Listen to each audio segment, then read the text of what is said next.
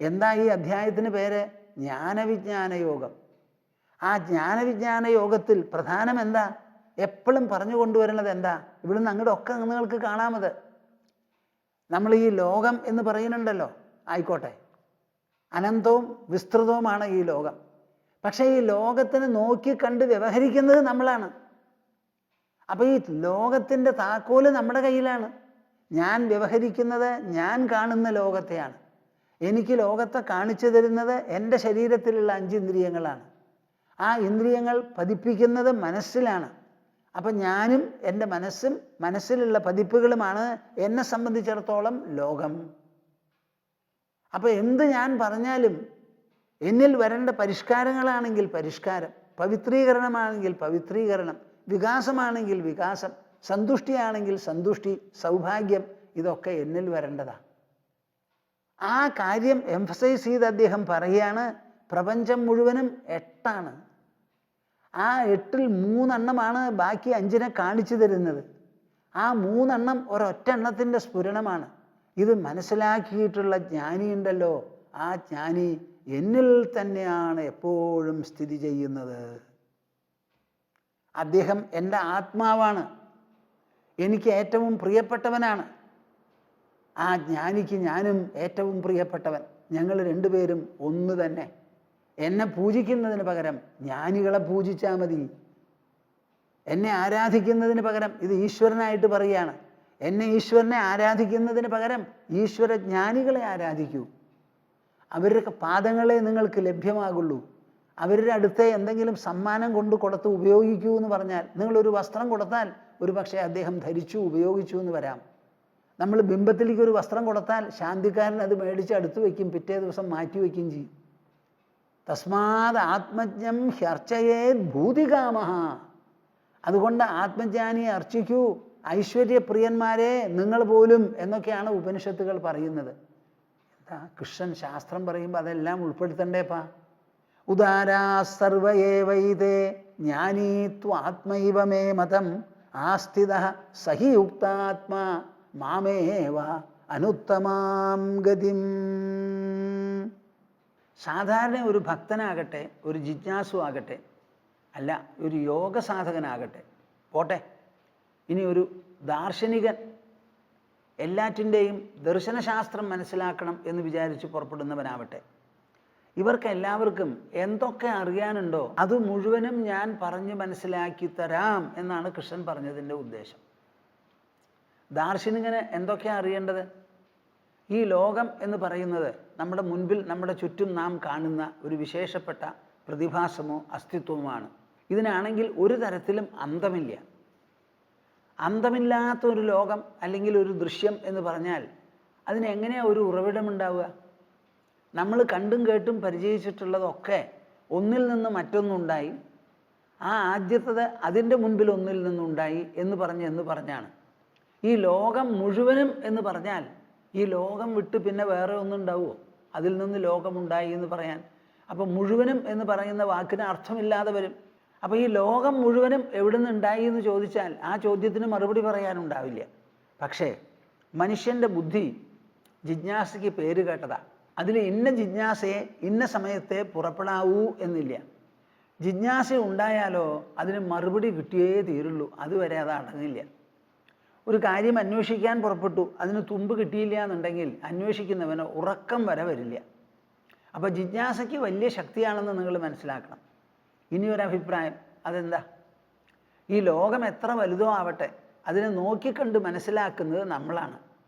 അപ്പം നമ്മുടെ ദർശനത്തിലും ഗ്രഹണത്തിലും വിലമതിപ്പിലും നിശ്ചയത്തിലുമാണ് ഈ ലോകത്തിൻ്റെ ഗുണങ്ങളോ മൂല്യങ്ങളോ അനന്തതയോ എന്തുണ്ടെങ്കിലും.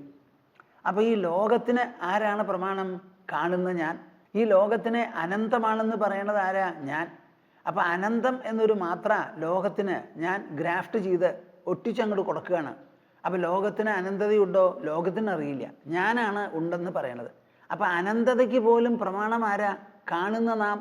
ഈ അനന്തതയെ നോക്കി ഗ്രഹിക്കുന്ന നമ്മൾ അപ്പോൾ എത്രത്തോളം വലിയ അനന്തത നമുക്കുണ്ടാവണം? അപ്പോൾ തന്നെ പറ്റിയ ഒരു അന്വേഷണം വേണ്ടി വരും. അപ്പോൾ കാണുന്ന ലോകം അല്ലെങ്കിൽ കാണപ്പെടുന്ന ലോകം, കാണുന്ന താൻ, തൻ്റെ വ്യക്തിത്വം, ഇനി ഇത് രണ്ടും കൂടാതെ ഈശ്വരൻ ഈശ്വരൻ എന്നൊരു സങ്കല്പം പഴയ കാലം മുതൽക്ക് മനുഷ്യരാശിയിൽ പ്രബലമാണ്.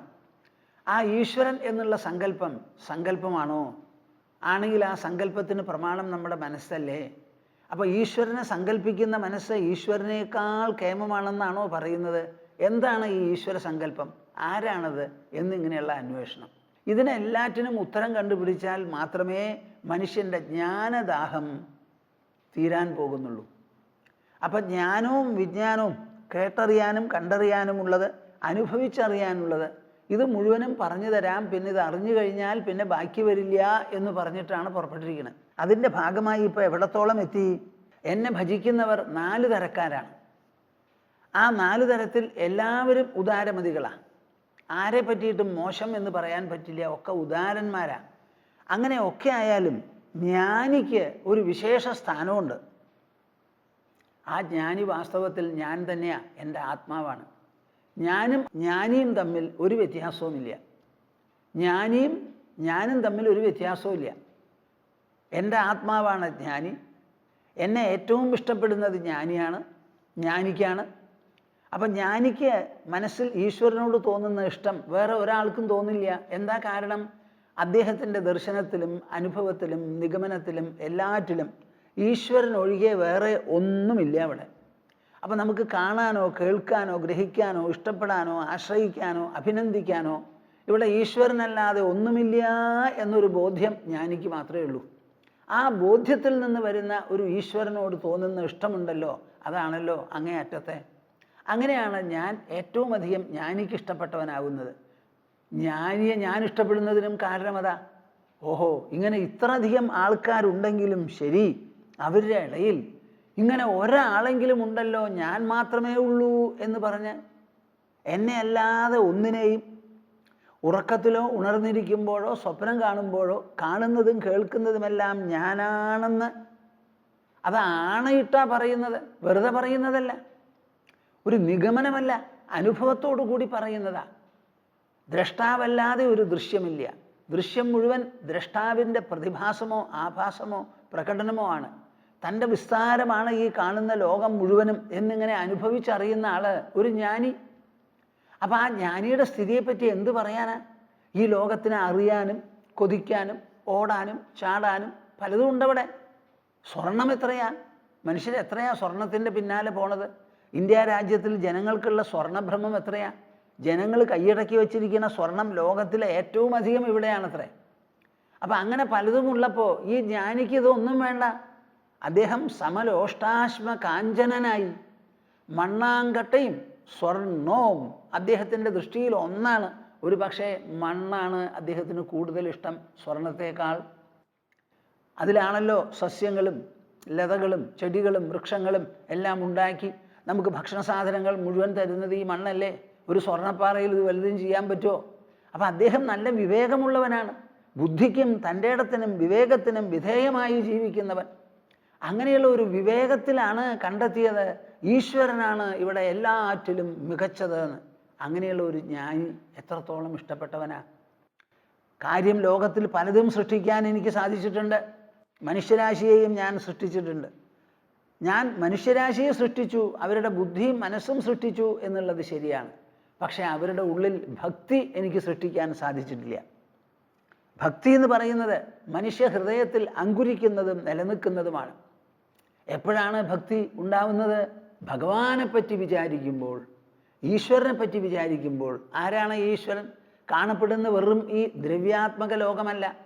ഇതിൻ്റെ എല്ലാറ്റിൻ്റെയും പിന്നിൽ ഒരു ശക്തിയോ സാന്നിധ്യമോ ആയി എല്ലാറ്റിനെയും തൊടുത്തുവിടുന്നത്, നിലനിർത്തുന്നത്, പരിരക്ഷിക്കുന്നത്, സംഭരിക്കുന്നത്, അങ്ങനെ വിശേഷപ്പെട്ട ചേതനാത്മകമായ ഒരു സത്താവിശേഷമുണ്ട്. അതാണ് ഈശ്വരൻ. ആ ഈശ്വരനെ പറ്റി ചിന്തിക്കാൻ തുടങ്ങുമ്പോഴേ നമ്മുടെ മനസ്സിൽ ഭക്തി ഉണ്ടാവുള്ളൂ. അദ്ദേഹം സൃഷ്ടിച്ച ലോകവസ്തുക്കളുടെ പിന്നാലെ നമ്മൾ പോയാൽ നമുക്ക് ഭുക്തിയും ഭോഗവും ഉണ്ടാവുന്നതൊഴികെ ഭക്തിയും ഭഗവാനും ഉണ്ടാവില്ല. അപ്പോൾ ഭഗവാൻ എന്താ പറയണത്? മനുഷ്യനെ സൃഷ്ടിച്ചത് ഞാൻ, അവൻ്റെ മനസ്സിനെ രൂപപ്പെടുത്തി കൊടുത്തത് ഞാൻ, ബുദ്ധിയെ വാർത്തെടുത്തത് ഞാൻ. പക്ഷേ അതിലെല്ലാം ഉണ്ടാവുന്ന ഭക്തിക്ക് അവൻ മാത്രമാണ് ഉടമസ്ഥൻ. ഞാൻ ഭക്തനാണെന്ന് തനിക്ക് തോന്നണം, മനുഷ്യന് തോന്നണം.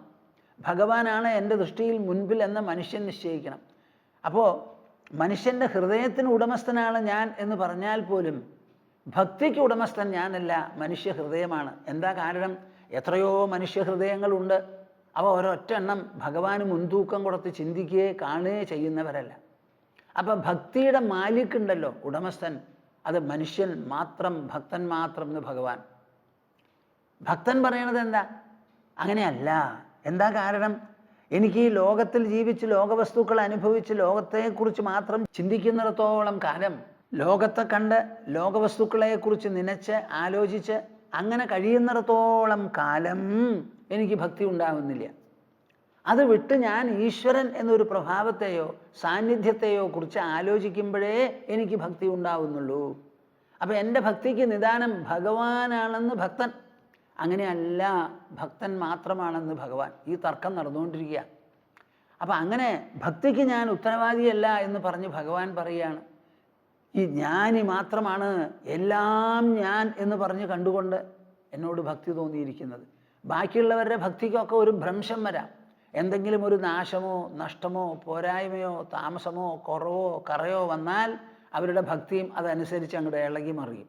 എന്നാൽ ഈ ജ്ഞാനിയുടെ ഭക്തി ഉണ്ടല്ലോ, വന്നാലും പോയാലും, കൊണ്ടാലും കൊണ്ടില്ലെങ്കിലും, തള്ളിയാലും തള്ളിയില്ലെങ്കിലും, എന്ത് വന്നാലും ഭഗവാൻ എന്നൊരു മാത്രയ്ക്കോ വിശ്വാസത്തിനോ ഭക്തിക്കോ സാക്ഷാത്കാരത്തിനോ ഒരു കുറവും വരില്ല. ആ ജ്ഞാനിയാണ് ഏറ്റവും ഇഷ്ടപ്പെട്ടവൻ. അദ്ദേഹം യുക്താത്മാവായി എന്നെ അനുത്തമമായ ഗതിയായി കണക്കാക്കിക്കൊണ്ടിരിക്കുന്നു എന്ന് പറഞ്ഞാണ് നിർത്തിയത്. ആസ്ഥിത സഹിയുക്താത്മാ മാമേവ അനുത്തമാം ഗതിം എന്ന് പറഞ്ഞാണ് നിർത്തിയത്. അദ്ദേഹം തുടരണു. ആര്? കൃഷ്ണൻ. എവിടെ? പടക്കളത്തിൽ, കുരുക്ഷേത്രത്തിൽ. ആരോട്? അർജുനനോട്. കൃഷ്ണൻ എന്താ ചെയ്യണേ? നിന്നുകൊണ്ടിരിക്കുക. കയ്യിലോ 4 കുതിരകളുടെ കടിഞ്ഞാണുണ്ട്, ഒരു ചാട്ടയുണ്ട്. അർജുനൻ പിന്നിലിരിക്കുകയാണ്. അർജുനൻ നോക്കി പിന്നാക്കം തിരിഞ്ഞ് സംസാരിക്കുക. നിങ്ങളതൊക്കെ ഓർമ്മ വരണം. അവിടെ ഇവിടെ ഒന്നും അല്ല ഈ സംസാരം. പടക്കളത്തിൽ പടപൊരുതാൻ വയ്യാതെ ഇരുന്ന അർജുനനെ കൊണ്ട് പടപൊരുതിക്കണം എന്ന് വിചാരിച്ച് പറഞ്ഞു കൊടുക്കുന്ന കാര്യങ്ങളാണ്. അതുപോലെ നിങ്ങൾക്ക് ജീവിതത്തിൽ എന്തെല്ലാം തടസ്സമോ വിഷമമോ ആഘാതമോ വിഘാതമോ ഉണ്ടായാലും അതൊക്കെ നേരിട്ട് മുന്നോട്ട് പോകാൻ സാധിക്കണം എന്ന് വിചാരിച്ച് പറയുന്നതാണ് ഈ ഭഗവത്ഗീത. എന്ത് വേണമെങ്കിൽ വന്നോട്ടെ, ഇരിക്കുന്നത് ഇരിക്കട്ടെ, പോകുന്നത് പോകട്ടെ, വരുന്നത് വരട്ടെ, എന്തുണ്ടായാലും നിങ്ങളുടെ ജീവിതയാത്ര ഊർധ്വശ്വാസം വലിക്കുന്നത് വരെ തുടരണം.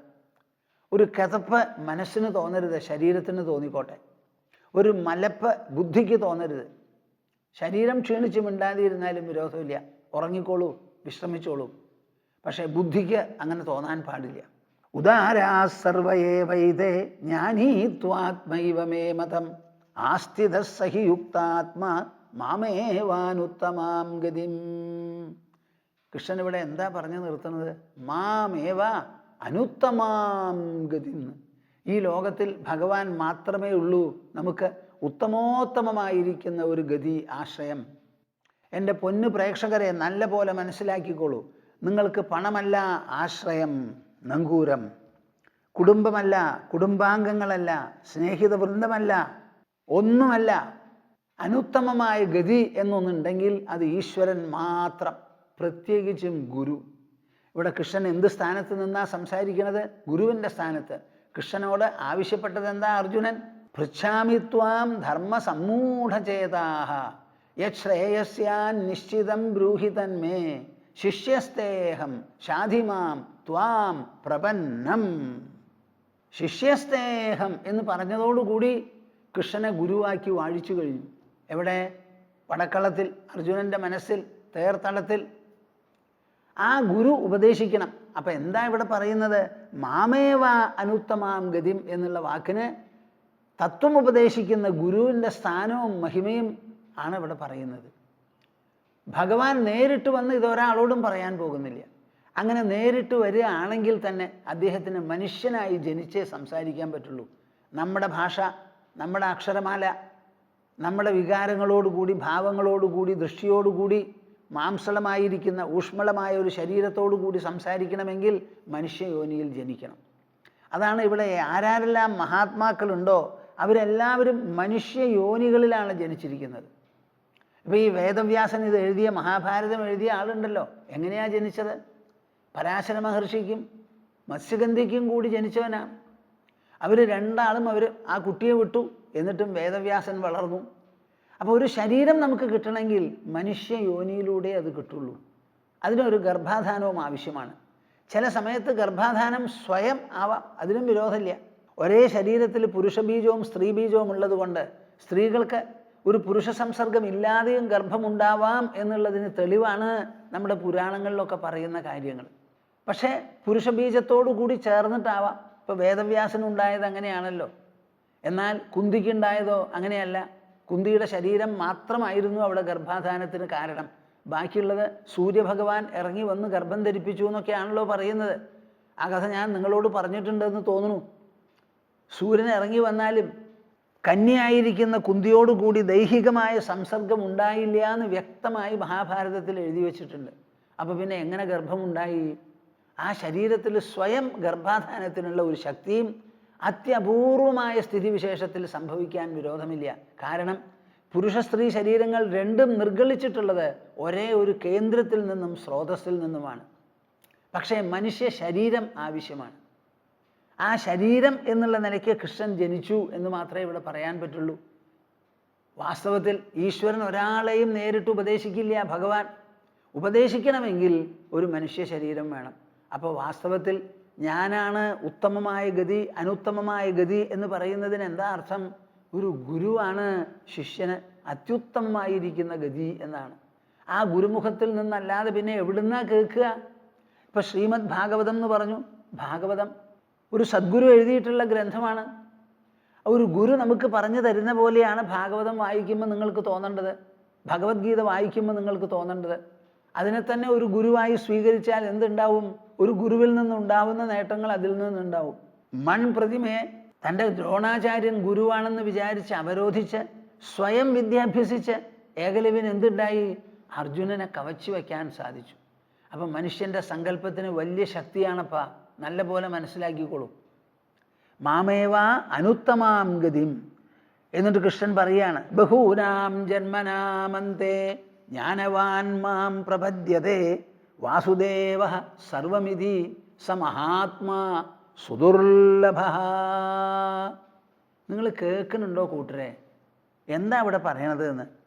ബഹൂനാം ജന്മനാമന്തേ ജ്ഞാനവാൻ മാം പ്രപദ്യതേ. ബഹൂനാം ജന്മനാമന്തേ, ബഹൂനാം അനവധി, ജന്മനാം ജന്മങ്ങൾക്ക് ശേഷം, അന്തേ ജ്ഞാനവാൻ ജ്ഞാനിയായി, മാം പ്രപദ്യതേ എന്നെ പ്രാപിക്കുന്നു.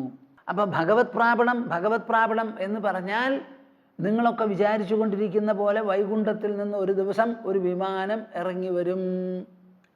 അത് ബോയിങ്ങും ജംബോ ജെറ്റും ഒന്നും അല്ലാതെ അവിടുന്ന് വരും ഒരു ദിവ്യ വിമാനം. എന്നിട്ട് കൊടയും വടിയുമായി നമ്മളെ സ്വീകരിച്ച് അങ്ങോട്ട് കൊണ്ടുപോകും എന്ന് നിങ്ങൾ വിചാരിക്കുന്നത് തെറ്റാണ്. ജ്ഞാനവാൻ മാം പ്രപദ്യതേ, ഈശ്വരനെ പ്രാപിക്കുക, ഈശ്വരനിൽ പ്രവേശിക്കുക എന്ന് പറഞ്ഞാൽ നമ്മളൊക്കെ പ്രവേശിച്ച് കഴിഞ്ഞിട്ടുള്ളവരാ. കോടാനുകോടി ഗോളങ്ങൾ മുഴുവനും ഈ ആകാശകോശത്തിൽ ഗർഭത്തിലാണ് നിൽക്കുന്നത്. ഈ ആകാശത്തിനെ പോലും താങ്ങി നിൽക്കുന്ന ചൈതന്യ വിശേഷമാണ് ഭഗവാൻ. അപ്പോൾ ഈ പ്രപഞ്ചം മുഴുവൻ ഓൾറെഡി ഇപ്പോൾ തന്നെ ഭഗവാന്റെ ഉള്ളിലാണ്. അപ്പം നമ്മൾ അധിവസിക്കുന്ന ഭൂമി ഭഗവാന്റെ ഉള്ളിലാണെങ്കിൽ നമ്മൾ മാത്രം ഇങ്ങനെ പുറത്തു നിൽക്കുക. നമ്മൾ മോൾ ഭാഗത്തെന്താ? ആകാശം. അതിൻ്റെ മോൾ ഭാഗത്തെന്താ? ഗോളമണ്ഡലങ്ങൾ. ഇത് മുഴുവനും ഈശ്വരൻ്റെ ഉള്ളിലാണ് നിൽക്കുന്നത്. അപ്പം നമുക്ക് രണ്ടാമതൊരു ഈശ്വര പ്രവേശമില്ല. എല്ലാം ഈശ്വരനിൽ പ്രവേശിച്ചതാണ്. ആ പ്രവേശനത്തിനെ പറ്റി നമുക്ക് മനസ്സിലാക്കാൻ പറ്റുന്നില്ല. എപ്പോൾ മനസ്സിലാക്കിയോ ആ ധാരണയിലൂടെ, ഗ്രഹണത്തിലൂടെ, അറിവിലൂടെയാണ് ഈശ്വരനിൽ പ്രവേശിച്ചു എന്ന് പറയുന്നത്. അപ്പോൾ ഈശ്വരപ്രവേശം എങ്ങനെ ഉണ്ടാവണു? ജ്ഞാനവാൻ മാം പ്രപദ്യതേ. ജ്ഞാനമുണ്ടായി. എന്ത് ജ്ഞാനം? ഈ ജ്ഞാനം. ഈ അഖിലലോക ബ്രഹ്മാണ്ടം മുഴുവനും ഈശ്വരനിലാണ്. അതിൽപ്പെട്ട ചെറിയ ഒരു പുളിയങ്കുരുവാണ് നമ്മുടെ ഭൂമി. ആ ഭൂമിയിൽപ്പെട്ട ജീവജാലങ്ങൾ മുഴുവൻ, മനുഷ്യരാശി, അതിൽപ്പെട്ട ഒരു വ്യക്തി, ഞാൻ, എല്ലാം ഈശ്വരൻ്റെ ഉള്ളിലാണ്. ഇനിയൊരു പ്രവേശം ഇവിടെ രണ്ടാമതില്ല. ഇതാണ് പ്രവേശം. പ്രവേശിച്ചിരിക്കുന്നു. ഈശ്വരനിലല്ലാതെ ഒന്നിനും ജീവിക്കാൻ പറ്റില്ല എന്നുള്ള അറിവുണ്ട്, അനുഭവമുണ്ട്, പ്രേരണയുണ്ടല്ലോ. അതാണ് നമുക്ക് വാസ്തവത്തിൽ എന്ത്? ഈ അറിവ്. അറിവിലൂടെയാണ് ഈ പ്രവേശം. അപ്പം അനവധി ജന്മങ്ങൾക്ക് ശേഷമാണ് ഇങ്ങനെ ഒരു അറിവുണ്ടാവുന്നത്. ഈ അനവധി ജന്മങ്ങൾക്ക് ശേഷം എന്ന് പറഞ്ഞാൽ നമ്മളൊക്കെ അനവധി ജന്മങ്ങൾ മുൻപെടുത്തു എന്ന് നിങ്ങൾ വിചാരിക്കുകയാണെങ്കിൽ അങ്ങനെ ഒരു അർത്ഥം ഇതിനില്ല. എല്ലാം കൂടി ഇവിടെ ശരീരങ്ങൾ അനവധി ഉണ്ടെങ്കിലും ആ ശരീരങ്ങളിലുള്ള ആത്മാ ഒന്ന്, ജീവൻ ഒന്ന്, ഒരേ ഒരു ജീവനാണ്. ആ ഒരു ജീവനാണ് അനവധി ശരീരങ്ങൾ ഇങ്ങനെ എടുത്തും വിട്ടുകൊണ്ടും ഇരിക്കുന്നത്. അപ്പം നമുക്ക് എല്ലാവർക്കും അനവധി ജന്മങ്ങൾ ഉണ്ടായിട്ടുണ്ട്, ഇപ്പോഴും ഉണ്ട്. നമ്മുടെ ഈ ശരീരം വീണാലും നമ്മുടെ ജീവന് ഇനിയും അനവധി ജന്മങ്ങൾ ഉണ്ടായിക്കൊണ്ടിരിക്കും. മനസ്സിലാവുന്നുണ്ടോ നിങ്ങൾക്ക്? 4-ാമത്തെ അധ്യായത്തിലും അദ്ദേഹം പറയുണ്ടായി എന്ത്? ബഹൂനി മേ വ്യതീതാനി ജന്മാനി തവചാർജുന താന്യഹം വേദ സർവാണി നത്വം വേത്ത പരന്തപ. കേൾക്കുന്നുണ്ടോപ്പാ? ബഹൂനി മേ വ്യതീതാനി ജന്മാനി തവചാർജുന. എനിക്ക് എത്രയോ ജന്മങ്ങൾ വന്നുപോയി, ഞാൻ എത്രയോ ജന്മങ്ങൾ അതിജീവിച്ചിട്ടുണ്ട്. ഞാൻ മാത്രമല്ല അർജുന, നീയും അതുപോലെ തന്നെ. തവച അർജുന താന്യഹം വേദ സർവാണി. ഇങ്ങനെ ഞാൻ എന്ന് പറയുന്ന സത്താവിശേഷം എൻ്റെ ഉള്ളിലുള്ള ആ അസ്തിത്വത്തെ സൂചിപ്പിക്കുന്നതാണ് പരമാത്മാ. ആ പരമാത്മാ എന്നുള്ള നിലയിൽ എല്ലാ ശരീരത്തിലും ഞാൻ ഒരൊറ്റ ആത്മാവേ ഉള്ളൂ. അപ്പോൾ ഇപ്പം തന്നെ എനിക്ക് അനവധി ശരീരങ്ങളാണ്. ഈ ലോകത്തിൽ എത്രയെല്ലാം ശരീരങ്ങൾ ഉണ്ടായിട്ടുണ്ടോ അവയൊക്കെ വീണു പോയിട്ടുണ്ടോ അതൊക്കെ എനിക്ക് സംഭവിച്ചിട്ടുള്ള പരിണാമങ്ങളാണ് ദേഹതലത്തിൽ എന്ന് ഞാൻ മനസ്സിലാക്കണു അർജുന. അർജുനൻ മനസ്സിലാക്കുന്നില്ല. താന്യഹം വേദ സർവാണി നത്വം വേത്ത പരന്തവ. അതേപോലെയാണ് ഇപ്പോഴും സംസാരിക്കുന്നത്. ബഹൂനാം ജന്മനാമന്തേ ജ്ഞാനവാൻ മാം പ്രപദ്യതേ. അനവധി ജന്മങ്ങൾ ഇങ്ങനെ ഉണ്ടെന്നുണ്ടെങ്കിലും ഈ ജന്മങ്ങളിൽ ബഹുഭൂരിപക്ഷം ജനങ്ങളും ഈശ്വരാന്നൊരു വാക്ക് പറയാത്തവരാ. പറയുന്നവരാണെങ്കിൽ തന്നെ ഈശ്വരനെക്കുറിച്ച് ആലോചിക്കുന്നില്ല. നമ്മുടെ ആശ്രമത്തിൽ എത്ര പേരാ വരണത്? ഞാൻ അവരോടൊക്കെ ചോദിക്കും. ഇന്നലെ കുറച്ച് സ്ത്രീകൾ വന്നു. അവർ പറയാ, എന്താ നിങ്ങൾക്ക് വേണ്ടേ? കണ്ടതിൽ സന്തോഷം. നിങ്ങൾക്ക് എന്തെങ്കിലും പറയാനോ ചോദിക്കാനോ ഉണ്ടോ? ഒന്നും മിണ്ടില്ല. എണീക്കുമ്പോൾ പറയുക എനിക്ക് അതുണ്ട് ഇതുണ്ട് എന്ന്. അത് ആദ്യമേ പറഞ്ഞാൽ സംസാരിച്ചൂടെ? എന്നിട്ട് പിന്നെ ഞാൻ എന്താ വേണ്ടേ അവരോട്? അപ്പോൾ ഇന്നലെ ഒരു കൂട്ടം ആൾക്കാർ പറയാ, സ്വാമിജി ഞങ്ങൾക്ക് ഭക്തി വികസിക്കാനും വളരാനും ഉള്ള വഴി പറഞ്ഞു തരുമെന്ന്. അപ്പോൾ എനിക്കൊരു ആവേശം തോന്നി, ഞാൻ സംസാരിക്കാൻ തുടങ്ങി. നിങ്ങൾ പറയുന്നുണ്ടല്ലോ ഈ ഭക്തി വികസിക്കുക വളരുക എന്ന്. എങ്ങനെയാത്? ഈ ഭക്തി എന്ന് പറയുന്നത് ആർക്കാ? നിങ്ങൾക്കാണ് ഭക്തി. അപ്പോൾ ഈ ഭക്തി വികസിക്കേണ്ടത് എവിടെയാ? നിങ്ങളുടെ മനസ്സിൽ, നിങ്ങളുടെ ബുദ്ധിയിൽ. അപ്പം ഭക്തിയുടെ വികാസം എന്ന് പറഞ്ഞാൽ നിങ്ങളുടെ മനസ്സിൻ്റെ വികാസം, ബുദ്ധിയുടെ വികാസം. അതെങ്ങനെയാണ് വികസിക്കുക? ഭഗവാനെക്കുറിച്ച് നനച്ച് ചിന്തിച്ച്, ഭഗവാന്റെ മാത്രകളെക്കുറിച്ച്, അളവിനെക്കുറിച്ച്, ആഴത്തിനെക്കുറിച്ച്, മഹിമയെക്കുറിച്ച് ചിന്തിച്ച് വേണം വികസിക്കാൻ. എന്തെങ്കിലും ചെയ്യാറുണ്ടോ? അതൊന്നുമില്ല. ഞങ്ങൾ പൂജിക്കും, രാമരാമ എന്ന് പറയും, കുറച്ച് തീർത്ഥം കഴിക്കും, ചന്ദനം തൊടും. ഇതുകൊണ്ടൊന്നും വികസിക്കില്ല. വികാസം എന്ന് പറയുന്നത് നെറ്റിക്കല്ല. വികാസം എന്ന് പറയുന്നത് വിരൽത്തുമ്പിനല്ല. വികാസം നമ്മുടെ ഉള്ളിൽ മനസ്സിനാണ്. ആ മനസ്സ് വികസിക്കണമെങ്കിൽ മാനസമായ ഭാവത്തിലൂടെ മാത്രമേ മനസ്സ് വികസിക്കുള്ളൂ. ദേഹം വളരണമെങ്കിൽ ദേഹത്തിൻ്റെ അംശമാകാൻ പോകുന്ന ഭക്ഷണം നമ്മൾ കഴിക്കണം, പോഷകങ്ങൾ കഴിക്കണം. അതുമാതിരി മനസ്സിനുള്ള പോഷണം നിങ്ങൾ നൽകണം. എന്താണത്? ഭാവങ്ങളും വികാരങ്ങളുമാണ്. ഇപ്പം നിങ്ങൾ ക്ഷേത്രത്തിൽ ചെന്നു, തൊഴുതു. അവിടെ തൊഴുമ്പോൾ നിങ്ങളുടെ വിചാരം എന്താ? ആ കല്ല് പ്രതിഷ്ഠ അവിടെ തന്നെ നോക്കണം. ആ പ്രതിഷ്ഠയുടെ അപ്പുറത്തും ഇപ്പുറത്തും മുകളിലും ചോട്ടിലും ഭഗവാനില്ല, ക്ഷേത്രത്തിലും ഇല്ല. ക്ഷേത്രത്തിന് പുറത്ത് സർവ്വസ്ഥലത്തും ഇല്ല, അവിടെ മാത്രമേ ഉള്ളൂ. അവിടെ പ്രതിഷ്ഠിച്ചിരിക്കുന്ന ഒരു കല്ലാണ്, നമ്മളാണ് പ്രതിഷ്ഠിച്ചിരിക്കുന്നത്. ആ പ്രതിഷ്ഠയുടെ ഉദ്ദേശം എന്താ? ഈശ്വരനെ സൂചിപ്പിക്കണം, ഈശ്വരൻ്റെ പ്രതീകമാണ്. ഈശ്വരനാരാ? ആലോചിച്ചിട്ടുണ്ടോ നിങ്ങൾ? ആലോചന തുടങ്ങൂ. ഈശ്വരൻ എന്ന് പറയുന്നത് ഒരു അസ്തിത്വം, ഒരു സാന്നിധ്യം, ഒരു സത്താവിശേഷം. അത് ഈ ലോകത്തിനെ മുഴുവൻ ഗ്രസിച്ച് ഉൾക്കൊണ്ട് നിൽക്കുന്നതാണ്, ആകാശത്തെ പോലെ. അപ്പോൾ ഈശ്വരന് എന്തെങ്കിലും ഒരു ഉപമയോ ഉദാഹരണമോ ഒരു താതാത്മ്യമോ ഉണ്ടെങ്കിൽ അത് ആകാശസമം. അതാണ് വിവേക ചൂടാമണിയിൽ ശങ്കരാചാര്യൻ പറയുന്നത്, ആകാശവല്ലേപവിദൂരഗോഹം. ആകാശവത് ലേപവിദൂരഗോഹം. ആകാശത്തെ പോലെ നിർലിപ്തനാണ് ഞാൻ. അപ്പോൾ ഈശ്വരൻ നിർലിപ്തനായിരിക്കുന്ന ഒരു സത്താവിശേഷമാണ്, നിർലിപ്തമായ. ആ സത്താവിശേഷം എന്ന് പറഞ്ഞ് നിങ്ങൾ ആലോചിച്ച് ഭൂമിയുണ്ട്, വച്ചാൽ വെച്ചയിടത്തിരിക്കും. വെള്ളമുണ്ട്, പരക്കും. വായു ഉണ്ടെങ്കിൽ മുകളിലേക്കും പോകും. അതും വിട്ടിട്ടുള്ള ഒരു വളർച്ചയും വികാസവുമാണ്, ഒരു വിസ്തൃതിയാണ് ആകാശത്തിന്. ആ ആകാശത്തെ പോലെയുള്ള ഒരു സത്താവിശേഷമാണെന്ന് ഭാവന ചെയ്ത് സർവ്വദിക്കിലുമുണ്ട്, സർവവ്യാപി എന്നൊരു ഭാവം നിങ്ങളുടെ മനസ്സിൽ വരണം. അപ്പം മനസ്സാണ് സർവവ്യാപിത്വം ഗ്രഹിക്കേണ്ടത്. അപ്പോഴാണ് ഭക്തി വളരുക. ശരിയാണ് സ്വാമിജി, കേട്ടു, സമ്മതിച്ചു, തലകുലുക്കി, അത്രയായില്ലോ. ബഹൂനാം ജന്മനാമന്തേ ജ്ഞാനവാൻ മാം പ്രപദ്യതേ. അർജുനന് ഇത്ര കാലവുമില്ലാത്തൊരാശയത്തെളിച്ചം, ഒരു മനസ്ഥൈര്യം. 13 കൊല്ലം കഷ്ടപ്പെട്ട് തപസ് ചെയ്ത് എന്ത് കിട്ടിയോ ആ കിട്ടിയതും കൂടി പൊളിഞ്ഞ പാളീസായിരിക്കുന്നു. എന്നിട്ടാണല്ലോ കൃഷ്ണൻ സംസാരിക്കാൻ തുടങ്ങിയത്, കൃഷ്ണനോട് ചോദിച്ചതും. അപ്പം ഇന്നേ വരെ ഒന്നും കിട്ടാത്ത ഒരു നേട്ടമാണ് അർജുനന് കിട്ടണത്. എവിടം കൊണ്ട്? കൃഷ്ണൻ്റെ വാക്കുകൾ കൊണ്ട്, കൃഷ്ണൻ്റെ ഉപദേശം കൊണ്ട്, കൃഷ്ണൻ്റെ ആ ഗുരുസ്ഥാനം. ആ ഗുരുസ്ഥാനത്ത് അവരോധിച്ചുല്ലോ അർജുനൻ. അവിടെ നിന്ന് അങ്ങോട്ട് കൃഷ്ണൻ സംസാരിക്കുന്ന വാക്കുകൾ. ഇത് എത്ര ആൾക്കുണ്ട് അവിടെ? ആ പടക്കളത്തിൽ തന്നെ എത്ര പേർക്കുണ്ടാവും? 45 ലക്ഷം പടയാളികളായിരുന്നു അവിടെ. അതിൽ ഭീഷ്മനെയും ദ്രോണനെയും ഒക്കെ ഒന്ന് മാറ്റി നിർത്തിക്കൊള്ളൂ, കൃപനെയൊക്കെ. ബാക്കി എത്ര പേർക്കുണ്ട്? ഇതേ കൃഷ്ണൻ കർണനോട് സംസാരിക്കാൻ ചെന്നപ്പോൾ പറ്റില്ല കൃഷ്ണ, ഞാൻ പറഞ്ഞത് മാത്രം അങ്ങ് ചെയ്താൽ മതി. എന്ത്? വല്ലവിധവും പാർത്ഥനെ രഥത്തോടുകൂടി എൻ്റെ മുൻപിൽ കൊണ്ടുവന്ന് നിർത്തൂ, എന്നോട് യുദ്ധം ചെയ്യിക്കാൻ, ഞാൻ അവിടെ അവനെ കൊല്ലട്ടെ എന്ന്. ആരായി പറയണേ? കർണനെ. കേൾക്കുന്നുണ്ടോപ്പാ നിങ്ങൾ? കൃഷ്ണനോട് പറയുകയാണ്, അങ്ങ് അർജുനെയും കൊണ്ട് വരൂ, ആ അർജുനെ എൻ്റെ മുൻപിൽ നിർത്തി ഞങ്ങൾ രണ്ടാളും കൂടി പടപൊരുതി ആ അർജുന വധം ഞാൻ നടത്തട്ടെ, നടത്തിക്കൂ, അതാണ് എനിക്ക് ആവശ്യം എന്നാണ് പറയുന്നത്. ഒരു ഗീതയും കേൾക്കാൻ കർണൻ ആവശ്യപ്പെട്ടില്ല. എനിക്ക് ദുര്യോധനോടുള്ള ആ ആപ്തമിത്രനാണല്ലോ, ആ ബന്ധുത്വം മാത്രമാണ് ഇവിടെ. എനിക്ക് അങ്ങയല്ല, അങ്ങയുടെ വാക്ക് വേണ്ട. എനിക്ക് ഒരാളും പറയണത് കേൾക്കണ്ട. എനിക്ക് ആ ദുഷ്ട ദുര്യോധനെ സഹായിക്കണം. ആ സഹായിക്കാൻ എന്തൊക്കെ ചെയ്യാൻ പറ്റുമോ അത് മാത്രം ചെയ്യൂ, അർജുനെ കൊണ്ടുവന്ന് നിർത്തൂ. അപ്പോഴേ ഇത് മഹായാഗം സമാപിക്കുള്ളൂ എന്നാണ് പറയുന്നത്. അപ്പോൾ ആർക്കെങ്കിലും ഈ പറയുന്ന ജ്ഞാനം വേണമെന്നുണ്ടാവുമോ? ഉണ്ടാവില്ല. ഭഗവാനോട് ചെന്നിട്ട് ഞാൻ പറയണത് അങ്ങ് എനിക്ക് തരൂ, ഒന്നും വലിഞ്ഞു കയറി എനിക്ക് തരരുതേ എന്ന് പറയുന്നവരാ. വലിഞ്ഞു കയറി ഒന്നും തരാൻ പാടില്ല അത്രേ.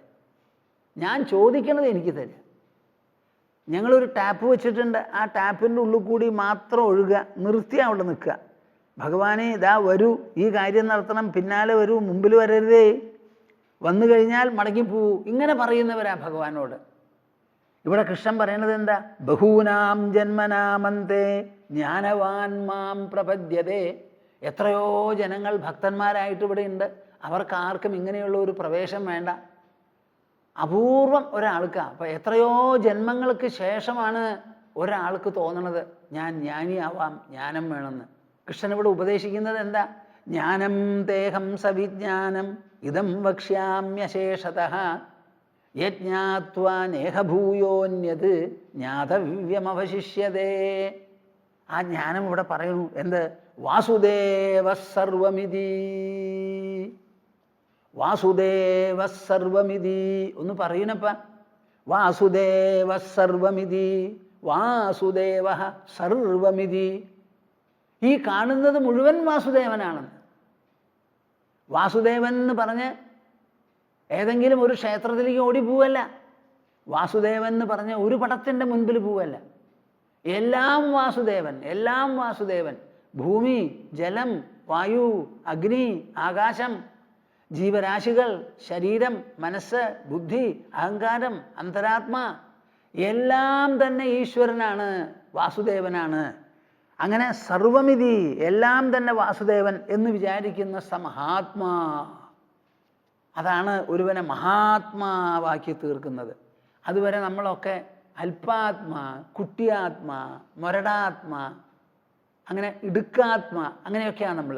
മഹാത്മാ എന്ന് പറയണമെങ്കിൽ വാസുദേവ സർവമിതി, എല്ലാം വാസുദേവൻ. സ മഹാത്മാ സുദുർലഭ. അങ്ങനെയുള്ള ഒരു മഹാത്മാ ഈ ലോകത്തിൽ ദുർലഭനല്ല, സുദുർലഭനാണ്. അതാണ് ജ്ഞാനം. ജ്ഞാനം ദേഹം സവിജ്ഞാനം. ഈശ്വരനെ സമീപിക്കുന്നതിൽ, ആരാധിക്കുന്നതിൽ ഈശ്വര സാക്ഷാത്കാരം ആവശ്യപ്പെടുന്നതിൽ, ഈശ്വര സായുജ്യത്തിന് പരിശ്രമിക്കുന്നതിൽ നമുക്ക് സായുജ്യത്തിൻ്റെ ആവശ്യമില്ല. നമ്മൾ ഓൾറെഡി സംയുക്തരായിട്ടാണ് ജനിച്ചിരിക്കുന്നത്, ജീവിക്കുന്നത്, വളരുന്നത്. ഇവിടെ ജനിച്ചതുകൊണ്ട് നമുക്ക് അകൽച്ചയുണ്ടായിട്ടില്ല. ജനിച്ചതുകൊണ്ട് നമുക്ക് കൂടുതൽ ഉജ്ജ്വലമായി ഊഷ്മളമായി മനസ്സിലാക്കാനാണ് സാധിക്കുന്നത്. നമ്മുടെ ശരീരം സ്വയം ഉണർവോടുകൂടിയിരിക്കുന്നതാണ്. എനിക്ക് ശരീരമുണ്ടെന്ന് എനിക്കറിയാം. ജീവൻ പോയി കഴിഞ്ഞാൽ പിന്നെ അതിന് സ്വയം ഉണരാൻ പറ്റില്ല. അങ്ങനെ സ്വയം നമ്മൾ ഉണരുന്നുണ്ടല്ലോ. എന്തിനാണ് ഉണരുന്നത്? നമ്മുടെ ഉണർവിനെ തന്നെയാണ് ഉണരുന്നത്. ആ ഉണർവാണ് ഈശ്വരൻ. ഞാൻ എന്ന്, എൻ്റെ ശരീരം എനിക്കുണ്ടെന്ന് പറയുന്നു, എനിക്കൊരു മനസ്സുണ്ടെന്ന് ഞാൻ പറയുന്നു, ബുദ്ധിയുണ്ടെന്ന് ഞാൻ പറയുന്നു, അഹങ്കാരമുണ്ടെന്ന് ഞാൻ പറയുന്നു, ഞാൻ ഉറങ്ങിയെന്ന് പറയുന്നു, ഉണർന്നിരിക്കുന്നു എന്ന് പറയുന്നു, സ്വപ്നം കണ്ടു എന്ന് പറയുന്നു, പുറത്ത് കാണുന്നു, ഉള്ളിലുള്ള ചിന്തകൾ ഞാൻ ഉണരുന്നു. ഇങ്ങനെ പുറവും വെളിയും എല്ലാം ഉണർന്നുകൊണ്ടിരിക്കുന്ന ഞാൻ ഉണർവ് മയനാണ്. ആ ഉണർവാണ്, അത് വെളിപ്പെടുത്താനാണ് ഈ ജന്മവും ശരീരവും. ഒരു ശരീരമില്ലെങ്കിൽ പിന്നെ നിങ്ങൾക്ക് എങ്ങനെയാണ് ഉണർവുണ്ടാവുക? അപ്പോൾ ഈ ജന്മത്തിൻ്റെ ഉദ്ദേശം എന്താ? ഈ ഉണർവിനെ മനസ്സിലാക്കാൻ. ഈ ഉണർവ് എങ്ങനത്തതാ? നമ്മുടെ ശരീരത്തിൽ മാത്രം ഒതുങ്ങി നിൽക്കുന്നതാണോ? അല്ല അല്ല അല്ല അല്ല. നമ്മുടെ ശരീരത്തിൽ എങ്ങനെ ഉണർവുണ്ടോ, നമ്മുടെ ശരീരത്തിൽ എങ്ങനെ കാറ്റുണ്ടോ, അതേ വായുവാണ് എല്ലാ ശരീരങ്ങളിലും, ശരീരമല്ലാത്ത പുറം സ്ഥലങ്ങളിലും. ഇപ്പം ഞാനിങ്ങനെ സംസാരിച്ചു കൊണ്ടിരിക്കുമ്പോൾ എൻ്റെ മുൻപിൽ ക്യാമറയുണ്ട്. ക്യാമറ പ്രവർത്തിപ്പിക്കുന്ന ഡയറക്ടറുണ്ട് അതിന്, നമ്മുടെ പ്രോഗ്രാമിൻ്റെ. എൻ്റെ ഇടത്ത് ഭാഗത്ത് ഇന്ദ്രിയുണ്ട്, വലത്ത് ഭാഗത്ത് അർപ്പിതയുണ്ട്. ഞങ്ങൾ 4 ആൾ ഈ സമയത്ത് ഇവിടെയുണ്ട്. ഈ 4 ആളിലും വായു വ്യാപിച്ചു കിടക്കണു. ഈ 4 ആൾ ഇല്ലാത്ത സ്ഥലത്തും വ്യാപിച്ചു കിടക്കണു. ഇതേ വായുവാണ് കൂട്ടരെ നിങ്ങളിൽ ഓരോരുത്തരിലും വ്യാപിച്ചു കിടക്കുന്നത്. ആ വായു എന്ന് പറയുന്നതിന് ഭൂമാനന്ദസ്വാമി ഒരു പ്രത്യേക വ്യക്തിത്വമല്ല, ബാക്കിയുള്ളവരുമല്ല. അങ്ങനെ വായു എങ്ങനെ സർവ്വവ്യാപകമോ അതിനേക്കാൾ സർവ്വവ്യാപകമാണ് ആത്മാ, ഈശ്വരൻ എന്ന് പറയുന്ന സത്താവിശേഷം.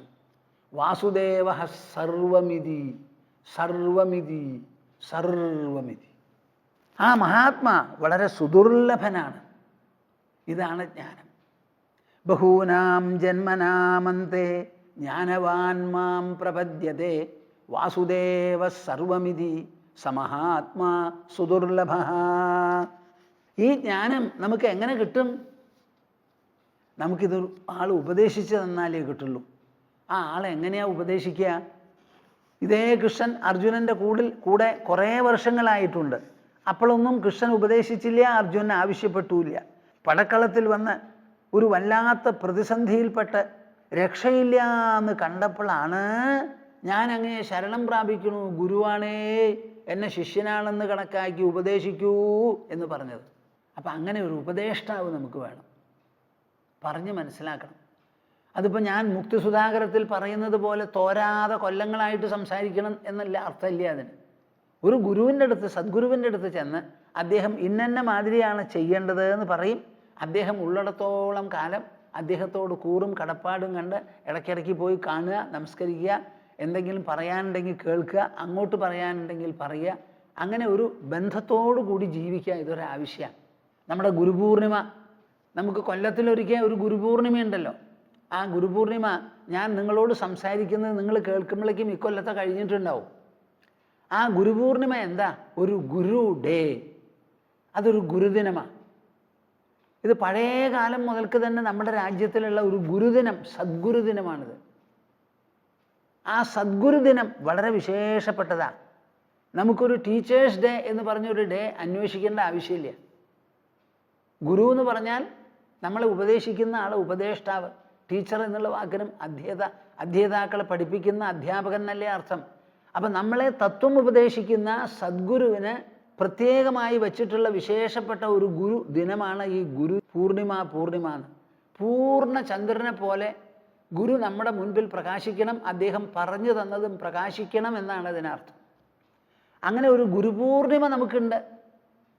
ആ ഗുരുവിനെ പൂർണിമയോടുകൂടി ബന്ധപ്പെടുത്തി ആഷാഢമാസത്തിൽ അങ്ങനെ വിശേഷപ്പെട്ട ഒരു പൂർണിമ എന്നൊരു ദിനമുള്ളപ്പോൾ നമുക്ക് വേറെ എന്തിനാ ഒരു ടീച്ചേഴ്സ് ഡേയോ ഒരു അധ്യാപക ദിനമോ വെക്കാം എല്ലാം. എനിക്ക് തോന്നുന്നു പല കാര്യങ്ങളിലും നമ്മുടെ ഇന്ത്യ, നമ്മുടെ ഭാരതം, അതിൻ്റെ വേരുകൾ കണ്ടുപിടിക്കാൻ ഇനിയുമുണ്ട്. ബ്രിട്ടീഷുകാർ ഭരിച്ചു, കുറേ കാലം മുഗളന്മാർ നമ്മളെ ഭരിച്ചു. ആ ഭരണമൊക്കെ കഴിഞ്ഞ് 1947 നമുക്ക് സ്വാതന്ത്ര്യം കിട്ടിയത്. ആ സ്വാതന്ത്ര്യം കിട്ടിയത് അന്വർത്ഥമാകണമെങ്കിൽ ഭാരതത്തിൻ്റെ തനിമ തനിമ തനിമ തനിമഹിമ നമ്മൾ മനസ്സിലാക്കണം. മനസ്സിലാക്കി നമ്മളെ ഈ പ്രകൃതിയോടുകൂടി ബന്ധപ്പെടുത്തുന്ന എന്തെല്ലാം വിശേഷങ്ങളുണ്ടോ അതിനെ മുഴുവൻ ഗ്രഹിച്ച് മനസ്സിലാക്കി നാം നമ്മുടെ വെളിച്ചത്തിൽ തന്നെ പ്രകാശിക്കാൻ തുടങ്ങണം. ഇപ്പം നമുക്ക് കടം മേടിച്ച പ്രകാശമാണ് കൂടുതൽ, നമുക്കുള്ള പ്രകാശം കുറവാണ്. ഒരു ടീച്ചേഴ്സ് ഡേ ഇവിടെ സെലിബ്രേറ്റ് ചെയ്യാൻ തീരുമാനിച്ചാൽ എന്താണ് ഈ ടീച്ചേഴ്സ് ഡേ എന്ന് നമ്മൾ മനസ്സിലാക്കണ്ടേ? നമുക്ക് അങ്ങനെ ഒന്നും ഉണ്ടോ എന്ന് നമ്മുടെ കലണ്ടറിലുണ്ടോ? ഞാൻ എപ്പോഴും പറയും, ഞാൻ എഴുതി കൊടുക്കാറുണ്ട്, നമ്മുടെ പത്രക്കാർ സ്വീകരിക്കാറില്ല. ഭാരതത്തിലെ ആൽമനക്ക് എന്ന് വെച്ചാൽ പഞ്ചാംഗം, ആ പഞ്ചാംഗത്തിൽ ഏറ്റവും വിശേഷപ്പെട്ടതും പവിത്രവുമായിട്ടുള്ള ദിവസമാണ് ഗുരുപൂർണിമ. ഇതെന്താ നിങ്ങൾക്ക് സ്വീകരിക്കാൻ വിഷമം? നിങ്ങൾ ആരെങ്കിലും ഒരാൾ പറഞ്ഞു തന്നല്ലാതെ സംസാരിക്കാൻ പറ്റുമോ? നിങ്ങൾക്ക് ജനിച്ച കുട്ടി ഇവിടെ എന്തെല്ലാം വിദ്യയുണ്ടോ ആ വിദ്യ മുഴുവനും അത് അറിയുന്ന ഒരാളിൽ നിന്ന് പകർന്നു കിട്ടിയിട്ടുള്ളതാണ് നമുക്ക് വിദ്യ. അച്ഛനമ്മമാരിൽ നിന്നാണ് സംസാരിക്കാനും നടക്കാനും കുളിക്കാനും പല്ല് തേക്കാനും ഒക്കെ നമ്മൾ പഠിക്കുന്നത്. എല്ലാ വിദ്യയും പഠിപ്പിച്ച് കിട്ടണതാണ്, സ്വയം കിട്ടണത് പിന്നീടാണ്. അപ്പോൾ ഒരു ഗുരു ഇല്ലാതെ ഒരു വിദ്യയില്ല. അപ്പോൾ ഗുരുവിന് പ്രാമുഖ്യം കൊടുക്കുന്നത് എന്താ അതിൽ തെറ്റുള്ളത്? അങ്ങനെ നമുക്ക് പ്രാമുഖ്യം കൊടുത്ത പൂർണ്ണചന്ദ്രനോട് ബന്ധപ്പെടുത്തിയിട്ടുള്ള ഒരു ദിവസം തന്നെയുണ്ട്. ആ ദിവസമല്ലേ നമ്മൾ ആചരിക്കേണ്ടത് ഗുരുദിനം എന്ന് പറഞ്ഞ്? അല്ലാണ്ട് പുതിയൊരു ഗുരുദിനം അവിടെ എഴുന്നള്ളിക്കേണ്ട ആവശ്യം എന്താ? ടീച്ചേഴ്സ് ഡേ ആവട്ടെ, അല്ല ഇൻസ്ട്രക്ടേഴ്സ് ഡേ ആവട്ടെ, അല്ല അഡ്വൈസേഴ്സ് ഡേ ആവട്ടെ, എന്താ നിങ്ങൾ ഈ പറയണേ? ഇതാണ് ഭാരതീയത, ഇതാണ് ഭാരതം. ഒരു ഗുരുപൂർണിമ. എന്താ ഈ ഗുരുപൂർണിമ? സദ്ഗുരുവിൻ്റെ പ്രാമുഖ്യം മനസ്സിലാക്കി തരുന്നത്. ആ സദ്ഗുരുവിനോട് നാം എത്രത്തോളം കടപ്പെട്ടിട്ടുണ്ട് എന്നുള്ളത് സൂചിപ്പിക്കുന്നതാണ്. ഒരൊറ്റ ആളാണ് രാമായണം എഴുതിയത്, അതിനെ അനുകരിച്ചുകൊണ്ട് പല ആൾക്കാരും രാമായണം എഴുതിയിട്ടുണ്ട്. അതേമാതിരി ഒരാളാണ് ഭാരതം എഴുതിയത്, ഒരാളാണ് ശ്രീമദ് ഭാഗവതം എഴുതിയത്. ആ എഴുതിയ ഒരു പുസ്തകം നമ്മൾ ഷെൽഫിൽ വയ്ക്കുകയല്ല. മനുഷ്യർ ജീവിതത്തിൽ അങ്ങേയറ്റത്തെ ആശ്രയം, ആനന്ദം, സാഫല്യം, സൗഭാഗ്യം, സംതൃപ്തി, പൂർണ്ണത എന്ന് കണക്കാക്കി നാം വായിച്ചും പഠിച്ചും ഗ്രഹിച്ചും ഉൾക്കൊണ്ടും അനുസരിച്ചും ഉള്ളു നിറയ്ക്കാൻ നോക്കുകയാണ്. അങ്ങനെ ഒരു ഗ്രന്ഥം എഴുതിയിട്ടുള്ള ഒരു ഗുരുവിനെ പറ്റി നിങ്ങൾ എന്ത് പറയണു? ഒരു വാൽമീകിയെ പറ്റി, ഒരു വേദവ്യാസനെ പറ്റി. അപ്പം നമുക്ക് അങ്ങനെയുള്ള ഗുരു പരമ്പര തന്നെയുണ്ട്. അതിലൊരാളെ ഒറ്റ തിരിച്ച് ഉപാസിക്കുകയല്ല, ആ ഗുരു പരമ്പരയെ മുഴുവനും നാം ഓർത്തുകൊണ്ട് അതിനുവേണ്ടി നാം ആരാധിക്കുന്ന ഒരു സ്ഥിതിവിശേഷമാണത്. അത്ര വിശേഷപ്പെട്ടതാ. ജന്മാനേകശതൈ സദാദരയുജ ഭക്ത്യാ സമാരാധിതോ ഭക്തൈർവൈദികലക്ഷണേന വിധിന സന്തുഷ്ടൈശ സ്വയം സാക്ഷാത് ശ്രീ ഗുരുരൂപമേത്യ കൃപയാ ദൃഗ്ഗോചര സൻപ്രഭുഃ തത്വം സാധു വിബോധ്യ താരയതി താൻ സംസാര ദുഃഖാർണവാത്. വളരെ വിശേഷപ്പെട്ട ഒരു ശ്ലോകമാത്. ഇത് ആരുടെയാ? ശങ്കരാചാര്യൻ എഴുതിയിട്ടുള്ളതാ. എവിടെ? സർവവേദാന്ത സിദ്ധാന്ത സാരസംഗ്രഹം എന്ന 1000 ശ്ലോകങ്ങളുള്ള ഒരു കൃതിയുണ്ട്, പ്രകരണ ഗ്രന്ഥത്തിൽപ്പെട്ടതാ. അതിലെ ശങ്കരാചാര്യൻ വിവരിച്ചിരിക്കുന്നതാണ്. ഒരു ഗുരു എന്ന് പറഞ്ഞാൽ ആരാണ് അദ്ദേഹം? എപ്പോഴാണ് അദ്ദേഹം പ്രത്യക്ഷപ്പെടുക? അദ്ദേഹത്തിനും നമുക്കും തമ്മിലുള്ള ബന്ധമെന്ത്? ഒരു ഗുരുവും ശിഷ്യനുമായിട്ട് നടക്കുന്ന പ്രക്രിയ അല്ലെങ്കിൽ പദ്ധതി അല്ലെങ്കിൽ അവർ തമ്മിൽ ബന്ധപ്പെടുത്തുന്നതായ ആ എന്ത് ഇടപാടുണ്ടോ അതെന്താണെന്നൊക്കെ. ജന്മാനേകശതൈ സദാദരയുജ ഭക്ത്യാ സമാരാധിതോ. ജന്മ അനേകശതൈ. കേൾക്കുന്നുണ്ടോ നിങ്ങൾ? ഒരു ജന്മം പോരത്രേ, അനേകശതൈ, അനവധി 100 ജന്മങ്ങളിൽ. സദാദരയുജാ ഭക്ത്യാ സമാരാധിതോ. നല്ല ആദരവോടുകൂടി, വണക്കത്തോടുകൂടി, വിനയത്തോടുകൂടി, വേണ്ടിയോടുകൂടി, പ്രതിബദ്ധതയോടുകൂടി, നല്ല ഭക്തിയും സ്നേഹവും ആദരവും ഒക്കെ വേണം. അങ്ങനെ നല്ല പോലെ സമാരാധിതോ. വല്ലപ്പോഴൊക്കെ പോയി ഒരു വെറ്റല കൊടുത്തിരി അടക്കിയും കൊടുത്തു, ഭണ്ണാരത്തിൽ 10 പൈസ ഇട്ടും കൊണ്ട് പോകുന്നു, കഴിഞ്ഞു. അങ്ങനെയായി പറ്റില്ല.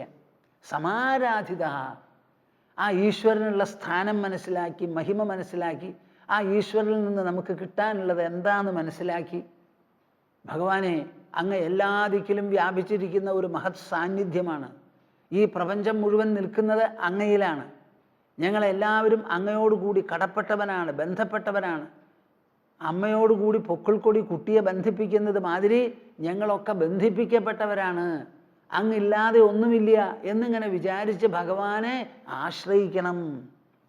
വെറും ആശ്രയമല്ല, ആദരിക്കണം, ആരാധിക്കണം.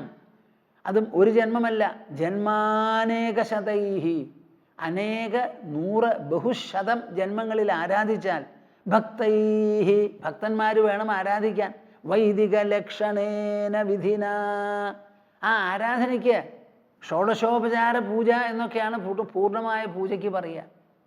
16 തരത്തിലുള്ള ഉപഹാരങ്ങൾ നൽകി പൂജിക്കുകയാണ്. അങ്ങനെ ശാസ്ത്രത്തിൽ പലതരത്തിലുള്ള പൂജാവിധികളുണ്ട്.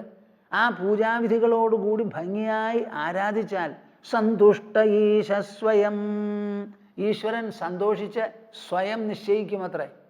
ആ, ഇദ്ദേഹത്തിൻ്റെ പൂജ എനിക്ക് വളരെ സന്തോഷമായി, തൃപ്തിയായി. ഇനി പൂജ കൊണ്ട് സന്തോഷിച്ച ഭഗവാൻ അങ്ങോരെ അനുഗ്രഹിക്കണം, ആ ഭക്തനെ അനുഗ്രഹിക്കണം എന്ന് വിചാരിച്ച് പുറപ്പെടുകയാണ്. എങ്ങനെയാ അനുഗ്രഹിക്കുക? നിങ്ങൾ തന്നെ പറയും.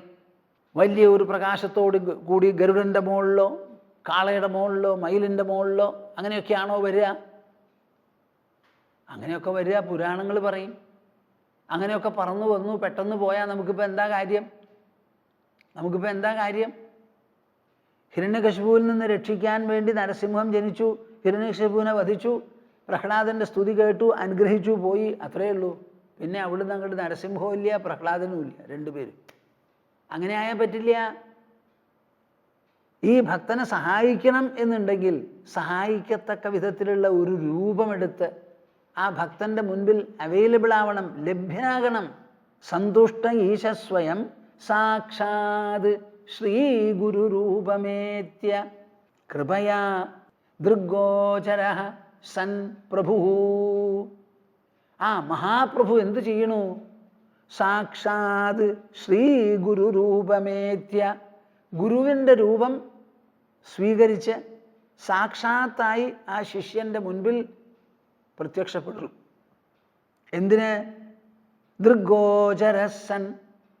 അങ്ങനെ പെട്ടെന്നൊരു കാഴ്ച കണ്ടു, ധ്യാനിക്കുമ്പോൾ കണ്ടു, മറഞ്ഞുപോയി. അങ്ങനെയല്ല. ഇപ്പം ഇന്നാൾ ആശ്രമത്തിലൊരാൾ വന്നു, തിരുവനന്തപുരത്ത് നിന്ന് വന്നതാ, ലളിത എന്നാണ് പേര്. അവരെന്നോട് പറയുക, ഉദ്യോഗസ്ഥന്മാരൊക്കെ ആയിരുന്നു ഭർത്താവും അവരുമൊക്കെ, അപ്പം ഇത്തിരി പഠിപ്പും അറിവുമൊക്കെ ഉണ്ട് അവർക്ക്. അപ്പോൾ അവരെന്നോട് പറയുക, സ്വാമിജി, എപ്പോൾ നോക്കിയാലും എനിക്ക് ഈ ശിവൻ്റെ താടിയും ജടയൊക്കെ ആയിട്ട് കാണുക, എപ്പോൾ നോക്കിയാലും 4 ഭാഗത്തും മുമ്പിലും ഉണ്ട്. ഞാനിത് നിങ്ങളോട് മുൻപ് പറഞ്ഞു എന്നാണ് തോന്നണത്, എന്നാലും ഒന്നും കൂടി പറയാം, നിങ്ങൾ കേട്ടത് മറക്കുന്നവരാണല്ലോ. അപ്പോൾ അവർ പറയാണ്, ജടയും താടിയും കീടിയും ഒക്കെ ആയിട്ടുള്ള ഈശ്വരൻ, ആ ശിവനുണ്ടല്ലോ, ആ ശിവൻ എൻ്റെ മുൻപിൽ എപ്പോഴും വന്ന് ഇങ്ങനെ നിൽക്കുക. അത് എന്ത് ചെയ്താലും മനസ്സിൽ നിന്ന് പോണില്ല, മുൻപിൽ നിന്ന് പോണില്ല. എനിക്ക് ആ രൂപത്തിൽ നിന്ന് അങ്ങോട്ട് പോയി ആ സാക്ഷാത്തായി ശരിയായിട്ടുള്ള ആ ശിവനെ ഒന്ന് സാക്ഷാത്കരിക്കണം, ഉള്ളാവണം എന്ന് പറയാം അവർ. ആലോചിച്ച് നോക്കൂ, അങ്ങനെ ഒരാൾ പറയാൻ. പലരെയും ഞാൻ കണ്ടിട്ടുണ്ട്, ഇതുപോലെ എന്നോട് ഒരാൾ സംസാരിച്ചിട്ടില്ല. അപ്പം ഇവിടെ ഇപ്പം എന്താ പറയുന്നത്? സാക്ഷാത് ശ്രീ ഗുരുരൂപമേത്യ കൃപയാ ദൃഗ്ഗോചരസൻ. ഇതാ ഇങ്ങനെയുള്ള വിഷമങ്ങൾ മുഴുവൻ മാറ്റാൻ വേണ്ടി അദ്ദേഹം ഒരു ഗുരുസ്ഥാനത്തിരുന്ന് എത്ര കാലം വേണോ അത്ര കാലം ഉപദേശിച്ച് പറഞ്ഞ് മനസ്സിലാക്കി നേരെയാക്കി കൊണ്ടുവരാൻ വേണ്ടി ഒരു മനുഷ്യരൂപത്തിൽ പ്രത്യക്ഷപ്പെടണമെന്ന്. കൃഷ്ണൻ എത്ര നേരം അർജുനനോട് സംസാരിച്ച്? ഒരു 2.5-3 മണിക്കൂർ നേരം സംസാരിച്ചു കഴിഞ്ഞ് കേട്ടുവോ, പറഞ്ഞത് കേട്ടുവോ, മനസ്സിലായോ, തൃപ്തിയായോ, മനസ്സിലുള്ള മോഹം തീർന്നോ, സംശയം തീർന്നോ, തെളിച്ചമുണ്ടായോ, ഇവിടുന്ന് അങ്ങോട്ട് എന്ത് ചെയ്യണം എന്ന് മനസ്സിലായോ എന്നൊക്കെ ചോദിച്ചു. അപ്പം പറയുകയാണ്, ഒക്കെ മനസ്സിലായി, വ്യക്തമായി. ഒരു യുദ്ധമല്ല 12 യുദ്ധം വേണമെങ്കിൽ ഞാൻ ചെയ്തോളാം എന്ന് പറഞ്ഞിട്ടാണ് എണീറ്റത്. അപ്പോൾ ഒരു 3 മണിക്കൂർ നേരം സംസാരിച്ച് മനസ്സിലാക്കി കൊടുത്തില്ലെങ്കിൽ അർജുനന് ഈ തെളിച്ചമുണ്ടാവുമോ? ഉണ്ടാവില്ല. അപ്പം നിങ്ങൾ വിചാരിക്കണമായിരുന്നു, ഞാൻ ധ്യാനിച്ചു, ഒരു പ്രകാശം കണ്ടു, അത് പോരാ. നമുക്ക് സത്യം മനസ്സിലാവണം. ധ്യാനിക്കുമ്പോൾ മാത്രം ഒരു പ്രകാശം കണ്ടിട്ട് കാര്യമില്ല. കണ്ണു തുറന്ന് നോക്കുമ്പോഴും ഭഗവാൻ നമ്മുടെ മുൻപിൽ നിന്ന് പോകരുത്. ലോകം മുഴുവനും വാസുദേവ സർവമിതി എന്നായിത്തീരണം. അപ്പോൾ സാക്ഷാത്തായി ഒരു ഗുരുവിൻ്റെ രൂപം സ്വീകരിച്ച് ശിഷ്യനോട് തോന്നുന്ന കൃപ ദാക്ഷിണ്യത്താൽ ദയവിനാൽ ദൃഗ്ഗോചര കണ്ണിന് മുൻപിൽ അങ്ങോട്ട് നിന്നു. സൻ അവിടെ എത്ര കാലം വേണമോ അത്ര കാലം ഉണ്ടാവും. എന്നിട്ട് എന്ത് ചെയ്യണു? മുമ്പിൽ ചെന്ന് നിന്ന് വെറുതെ ഇരിക്കുകയാണോ? എല്ലാവരും വിചാരിക്കും കൈ അങ്ങനെ തലയിൽ വെച്ച് അനുഗ്രഹിച്ചാൽ റെഡിയായി എന്ന്. കൈ ഇങ്ങനെ തലയിൽ വെച്ച് അനുഗ്രഹിച്ചാൽ തലമുടിക്ക് മോക്ഷം കിട്ടിയിരിക്കാം. എന്താ വേണ്ടത്? തത്വം സാധു വിബോധ്യ. ആ തത്വത്തെ സാധു വിബോധ്യ അത് നല്ലപോലെ പറഞ്ഞ് മനസ്സിലാക്കണം എന്ന്. സാധു എന്നുള്ള വാക്കിന് എന്താ അർത്ഥം? ഭംഗിയായി, സ്പഷ്ടമായി, ശക്തമായി, ആഴത്തിൽ, വിസ്താരത്തോടുകൂടി, ഉത്തുംഗമായി, അതിൻ്റെ എല്ലാവിധത്തിലുള്ള ഫലസ്വാധീനങ്ങളോടുകൂടി, മഹിമയോടുകൂടി, എന്തെല്ലാം തരത്തിലുള്ള ആവേശം അതിന് ജനിപ്പിക്കാൻ പറ്റുമോ, ഉത്സാഹം നൽകാൻ പറ്റുമോ, ഊക്കും ഉണർവും നൽകാൻ സാധിക്കുമോ, അതെല്ലാം സംഭരിച്ച് അത് മുഴുവനും പകർന്നു കൊടുത്തുകൊണ്ട് തത്വം സാധു വിബോധ്യ താരയതി താൻ. ആ ശിഷ്യന്മാരെ മുഴുവനും ഈ സംസാരം എന്ന് പറയുന്നത് നമ്മൾ വലിയ സാഗരമൊക്കെയാണല്ലോ ആയിട്ട് പറയുക. ആ സംസാര സമുദ്രത്തെ കടത്തി അങ്ങോട്ട് വിടുകയാണ്. സംസാര ദുഃഖാർണവാത്. ഈ സംസാരം എന്ന് പറയുന്നത് ഒരു ദുഃഖസമുദ്രമാണ്, സംശയ സമുദ്രമാണ്, ക്ലേശ സമുദ്രമാണ്. അതിനെ തരണം ചെയ്യാൻ വേണ്ടി എന്തെല്ലാം പറഞ്ഞു കൊടുക്കണമോ അത് മുഴുവൻ പറഞ്ഞു കൊടുത്ത് ബോധ്യപ്പെടുത്തി സാക്ഷാത്കാരം ഉണ്ടാക്കി കൊടുത്ത് അങ്ങോട്ട് അനുഗ്രഹിക്കണമെന്ന്. ഇതാണ് ഒരു സദ്ഗുരുവിൽ നിന്ന് നമുക്ക് കിട്ടാനുള്ളത്. അങ്ങനെ ഒരു സദ്ഗുരുവായി മുൻപിൽ വന്ന് ജനിക്കണം. അങ്ങനെ ജനിക്കുമ്പോഴാണ് കൃഷ്ണനെ പോലും എന്ത് ചെയ്തു? ആദ്യകാലം വളർന്നത് എവിടെയാ? അമ്പാടിയിൽ, വൃന്ദാവനത്തിൽ. അത് കഴിഞ്ഞ് ചെറുപ്പത്തിൽ തന്നെ വിളിച്ചു ആര്? കംസൻ. അവിടെ ചെന്നു, കംസൻ്റെ വധം കഴിഞ്ഞു, ഉഗ്രസേനെ വാഴിച്ചു. ആ തിരക്കും ബഹളമൊക്കെ ആയി. അത് കഴിഞ്ഞ് രണ്ടാമത് തിരിച്ചു കൊണ്ടുവന്ന് വസുദേവൻ്റെ അടുത്ത് കിട്ടിയപ്പോൾ എന്ത് ചെയ്തു? ആദ്യം സാന്ദീപനിയുടെ അടുത്ത് പറഞ്ഞയച്ച് അവിടെ ശാസ്ത്രങ്ങളും വേദങ്ങളും എല്ലാം കൃഷ്ണനെ പഠിപ്പിക്കുകയുണ്ടായി. ആദ്യകാലത്തെ ചെയ്യേണ്ടത് കുറച്ച് വൈകിപ്പോയി. അപ്പം നമ്മൾ മനുഷ്യരായി ജനിച്ചാൽ ഇതൊക്കെ നമുക്ക് ആവശ്യമാണ്.